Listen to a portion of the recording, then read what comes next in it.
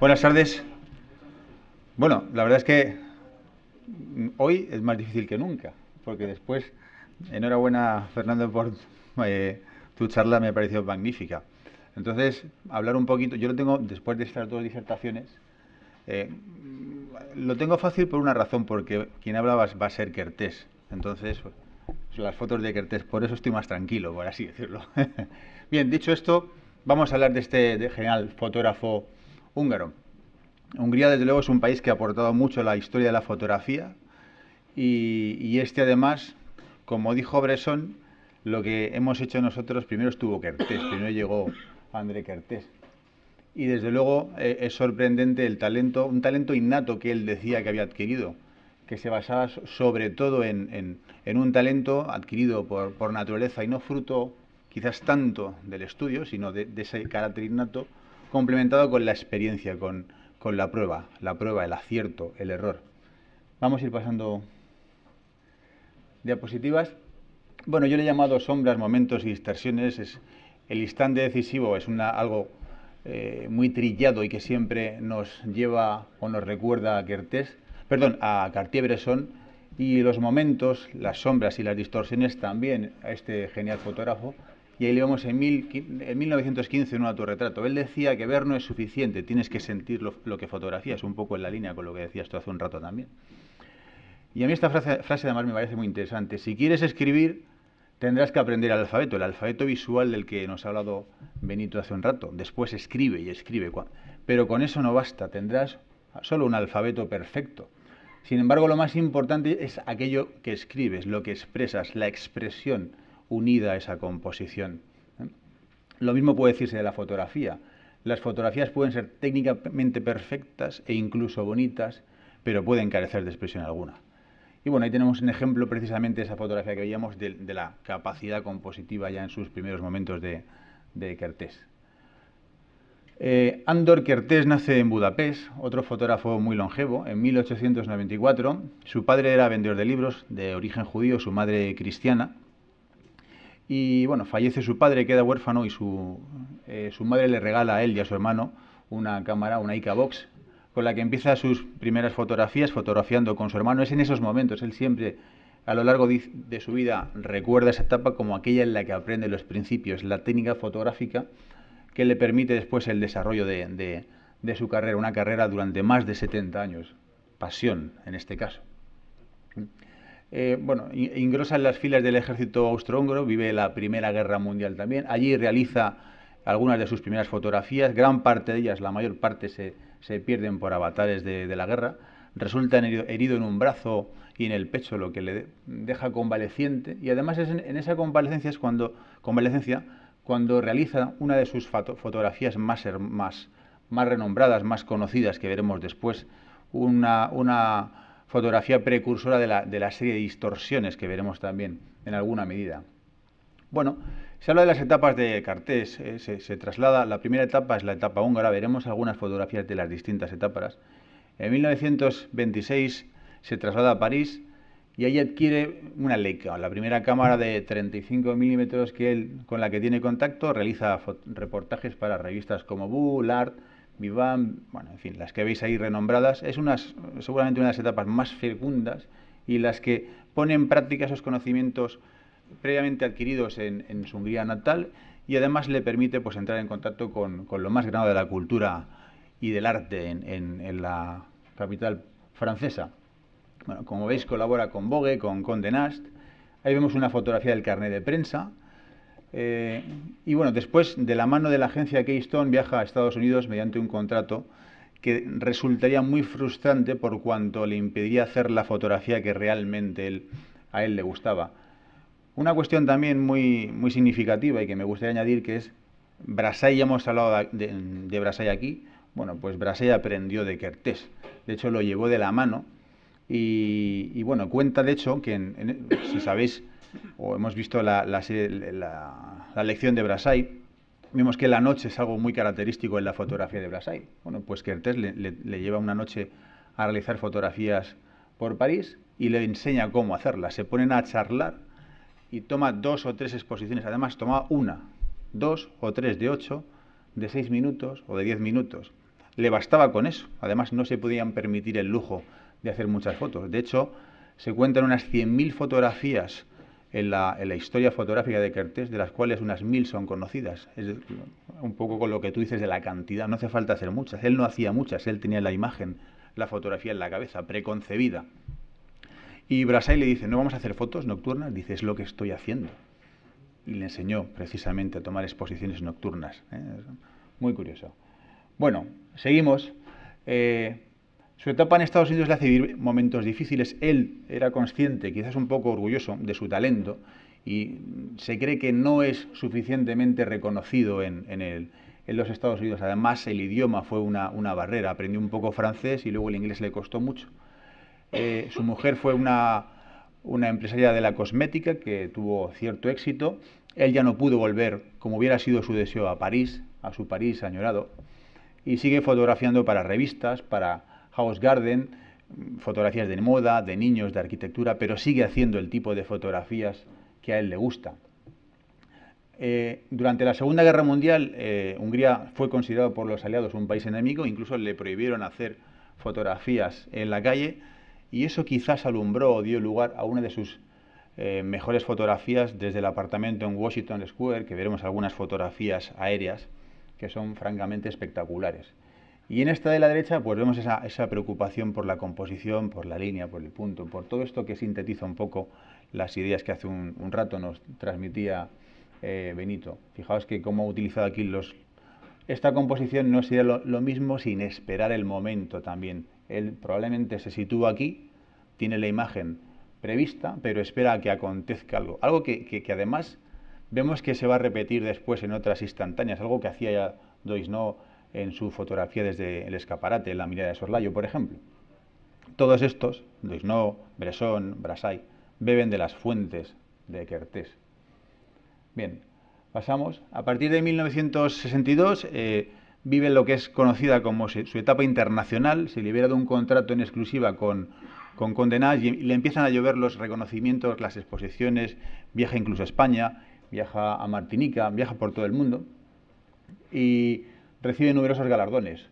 Realizó también fotografías en color y en la década de los 70 le regalan una cámara Polaroid SX70, que es esta que vemos aquí a la izquierda, con la cual experimenta y desde su apartamento, además en unos instantes en los que se había quedado viudo y la nostalgia le embargaba y le invadía, sin embargo, fijaos esas composiciones pues tan extraordinarias que realiza con una Polaroid montada en su trípode y desde el apartamento en el que casi estaba confinado, algo que ya hizo el propio Joseph Sudek en esa serie que vimos en la sesión de los objetos cotidianos.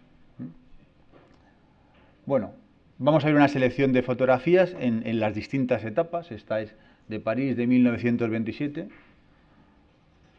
En otras ocasiones me he atrevido a poner las líneas, cómo se lee la fotografía, pero claro, hoy creo que no era el momento más adecuado. Pero fijaos en esta, que es en 1915. A mí me han parecido muy sorprendentes estas fotos tan precoces. Fijaos que tiene apenas 18 o 19 años de edad cuando realiza ya, y aquí vemos esa visión que tiene, desde luego, cuando él dice que es algo innato, yo me lo creo, porque fijaos aquí cómo ha situado los soldados a la derecha en un primer plano, y al mismo tiempo ha conseguido dar esa sensación de ambiente, de profundidad, con otras personas o soldados que se encuentran al fondo. Es decir, está pensada y transmite cosas.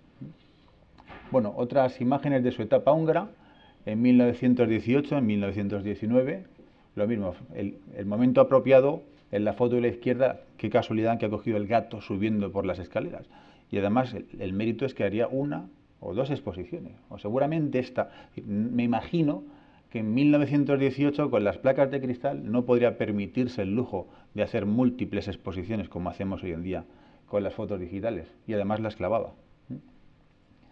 Pasamos a la siguiente, nadador submarino. Bueno, este es el impasse donde se está recuperando de sus lesiones y cuenta que además estaban varios compañeros reunidos, heridos y recuperándose, y pues él ve el nadador este que traza esa diagonal dividiendo la fotografía en dos, y es un precedente de esas distorsiones que veremos después, aunque no es lo mismo, pero hasta ahora nunca se había hecho nada igual.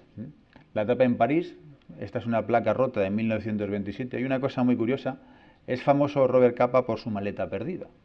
Sin embargo, este señor, en su viaje a los Estados Unidos, dejó en Europa, protegidas de los nazis, gran parte de sus fotografías, de ese legado. Y en 1962-1963 es invitado a la Bienal de Venecia, creo que es. Él se queja amargamente de que perdió esas fotografías, de que se las había dado a una señora para que las protegiese.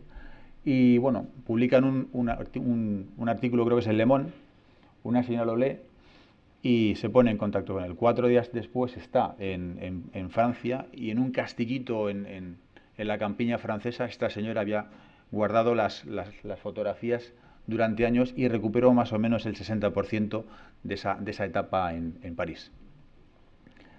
Bueno, el Hotel de Le Rue Babin, esta es una de las primeras fotografías que hace en París y traza aquí una perspectiva, un ángulo totalmente distinto e innovador en aquella época. Fijaos que pasamos de la fotografía reciente de Eugène Atget, una fotografía frontal en la que él se situaba frente a los escaparates o frente a la escena y a pie de calle pues capturaba la escena, y aquí desde el hotel traza esa composición y se espera a que ocurra algo. Además parece ser que esta foto está durante horas, durante largo tiempo, a que algo pase y se asoma ese niño que además mira en dirección a la parte inferior de la fotografía donde vemos esas flores y resuelve, completa el círculo.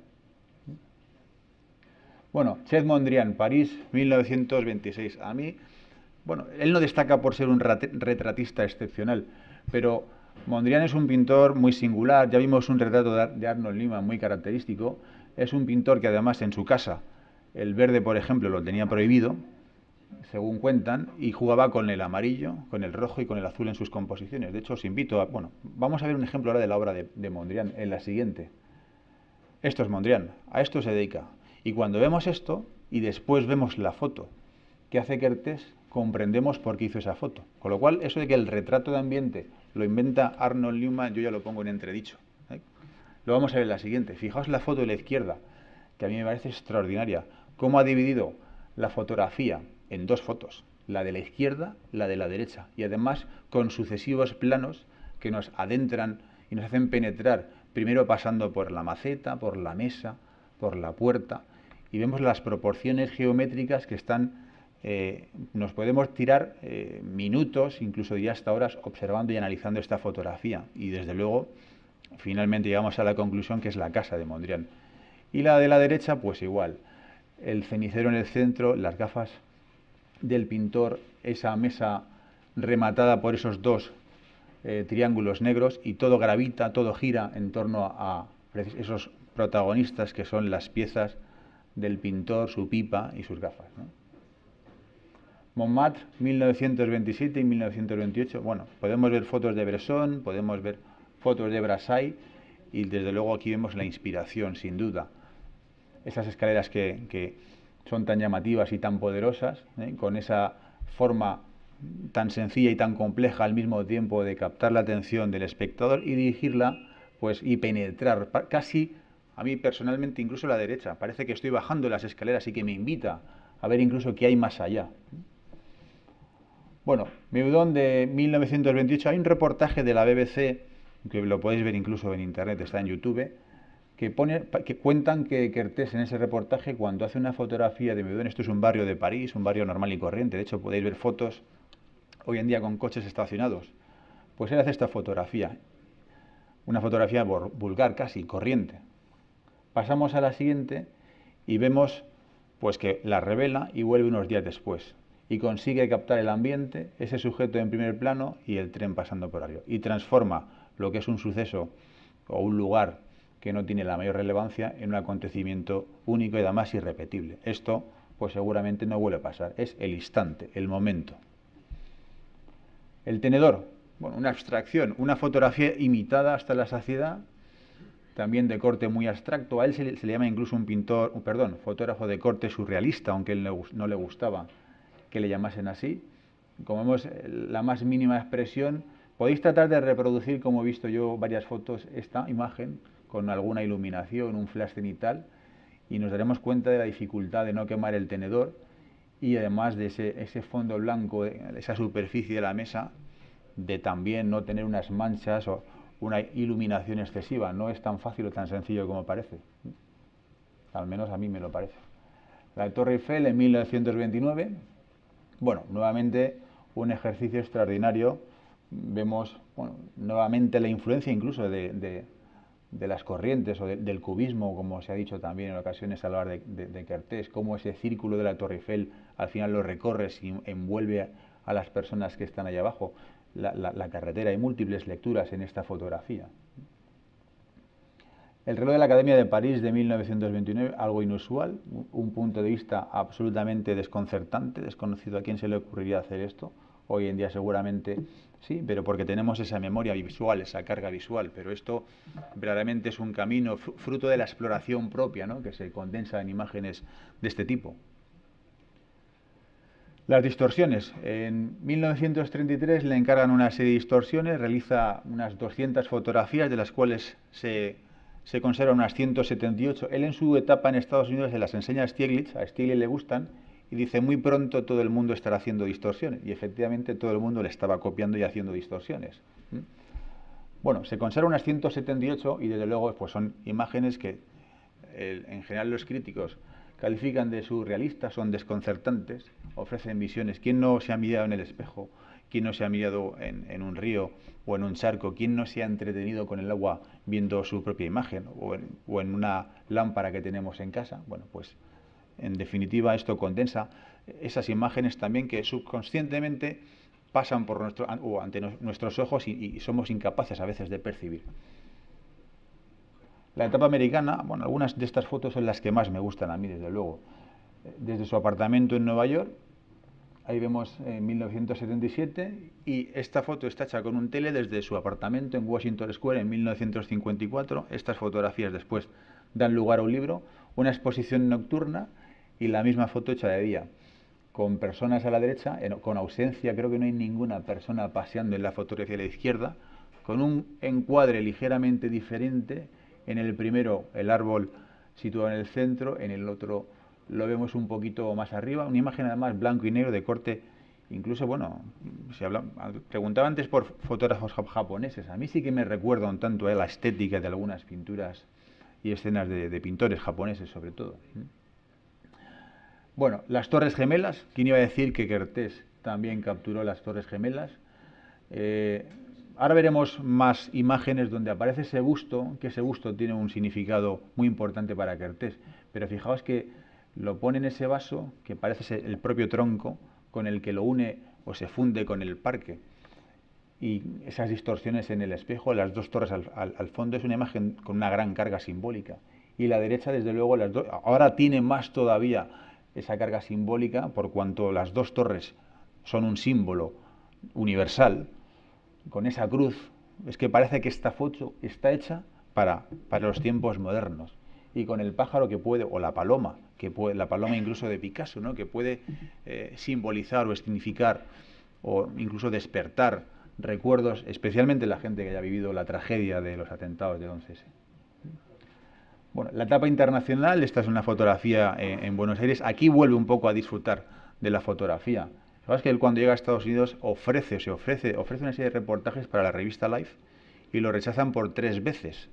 El MoMA, o mejor dicho, Steichen, no le incluyó en la lista de fotógrafos de la exposición de Family of Man, que reunió a los mejores fotógrafos a nivel mundial. Es decir, él sufrió grandes desprecios o feos, por decirlo de una manera más sencilla, y sin embargo después, donde precisamente obtienen más reconocimientos, es en los Estados Unidos. Bueno, un día lluvioso en Tokio, 1968. Me recuerda esto, el aprovechar la niebla, la lluvia. Otra anécdota de Galen Rowell, que no sé si la conoces. En un libro, creo que es Una brida interior, él cuenta que estaba fotografiando un monasterio, pues no sé si es en el Tíbet, lo del arco iris. Y sale el arco iris y todos se iban de retirada, y él coge la cámara, sale corriendo para hacer coincidir el arco iris. Además, Galen Rowell cuenta que le dice a la gente del grupo: ¿se viene alguien conmigo? Efectivamente. Y el grupo dice: ¿pero tú qué dices? ¿Dónde vas? Entonces dice que se recorre corriendo 2 millas hasta que hace coincidir el arco iris con el techo del Potala. Sí, sí. Y además dice que es una de sus mejores fotos. Él por lo menos la considera como tal. con lo cual la tenía vista, la tenía pensada ya, ¿no? Bueno, pues Martinica 1972. Fijaos que además Kertész dicen que a lo largo de su vida es el primer fotógrafo que retrata su vida en fotografías. Y de hecho lo podemos ver. Este podía ser Kertész. Kertész viudo ya, meditabundo. Y una foto, fijaos, de un corte absolutamente sencillo, en un balcón, pues seguramente en un hotel, donde volvemos a ver esas, aunque no es el momento, desde luego, ni yo quien de hablarlo, pero fijaos que aquí vemos una división áurea, esos dos rectángulos que están perfectamente delimitados y trazados, y él cómo se sitúa tras el espejo con esa silueta tan pensativa mirando el horizonte, ¿verdad? Y una foto muy sencilla, con muy poquitos elementos, pero con una gran capacidad de transmitir muchos mensajes, ¿no? Polaroids. Bueno, pues con su Polaroid, él hace aquí él cuenta además que un día paseando por Nueva York ve un busto italiano, que es una estatuilla de esta, y le recuerda a su mujer. Y él además, hay un vídeo, una entrevista en sus últimos años, y cuenta, dice, es que es el cuello y los hombros de mi mujer. Y fijaos qué poesía. Esto supongo, imagino que en su mente son ellos dos. Y además, fijaos los rostros, las caras, casi podemos intuir o adivinar una expresión. Y con esto fue jugando. Vemos a continuación viene otra serie con 3 más.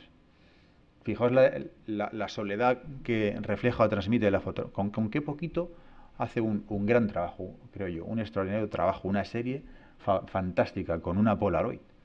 La soledad, él mismo mirándose en ausencia de su mujer en la foto de la izquierda. La de la derecha son ellos dos, y fijaos que en el centro hay un corazón. A mí me lo parece, al menos. Y a la derecha, bueno, esta foto es más triste, incluso podemos pensar o hacer conjeturas sobre qué quiere significar su corazón atrapado, ese vaso le impide acceder a su mujer, bueno. Y estas tres, pues a mí me recuerdan un poco, o condensan, las 4 etapas de Kertész. La foto de la izquierda, pues a mí me da por pensar que son los recuerdos de su infancia, de su niñez, de su vida en Hungría. La etapa de París, la Torre Eiffel. La etapa americana. Y las 3, si las globamos, si las unimos, es la etapa internacional. Bueno, si queréis ver más las Polaroids, tenéis muchas en esta página, aunque no se ve muy bien, es bulgergallery.com. Y este usuario de Flickr, que se llama número 6, pues tiene, creo que son 92 imágenes de Kertész a una resolución aceptable que podéis ver. Debo decir además que para mí ha sido una deliciosa tortura lo de hoy, porque seleccionar fotografías de Kertész es difícil, uno no sabe con cuál quedarse, y aquí podéis pues ver algunas más de las que no podemos ver esta noche aquí. Para ir acabando ya, el momento siempre dicta mi trabajo, decía. Lo que siento, lo que hago. Eso es lo más importante para mí. Todo el mundo puede mirar, pero no necesariamente todos pueden ver. Nunca calculo o considero. Veo una situación y sé que es la correcta, incluso si tengo que regresar con la luz apropiada. Bueno, y a la derecha vemos un autorretrato también pues muy sugerente, muy interesante, ¿no? Y este es André Kertész. Con esto por hoy hemos terminado. Muchas gracias.